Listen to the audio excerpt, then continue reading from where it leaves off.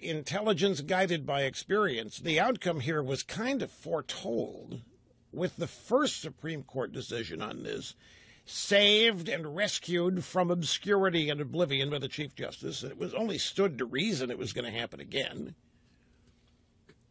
As I say, it's far easier to believe that something that has happened is going to happen again than to believe that something that hasn't happened is going to happen.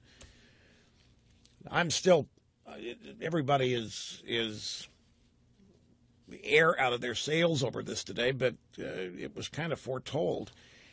And, a lot of people running around saying, well, hey, Rush, it really isn't that big a deal because the Republicans didn't have a plan. I mean, to the extent the Republicans had a plan, they were going to save these subsidies anyway. That may be, but that doesn't mitigate at all what has happened at the Supreme Court, folks. The fact that the Republicans might have bent over backwards to make sure the subsidies continued, which is probably what would have happened. Nobody had a plan otherwise. The closest you can find any Republican having a plan to deal with Obamacare being redone, obliterated, and redone, Scott Walker. And I've got an op-ed that he wrote about it. But aside from him, there isn't really anybody that had a plan. And I wouldn't be surprised if there were a lot of Republicans breathing huge sighs of relief over this, because they have been totally beaten down.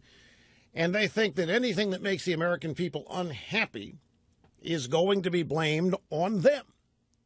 And they would rather do whatever it takes to avoid that. And so in this sense, the outcome probably isn't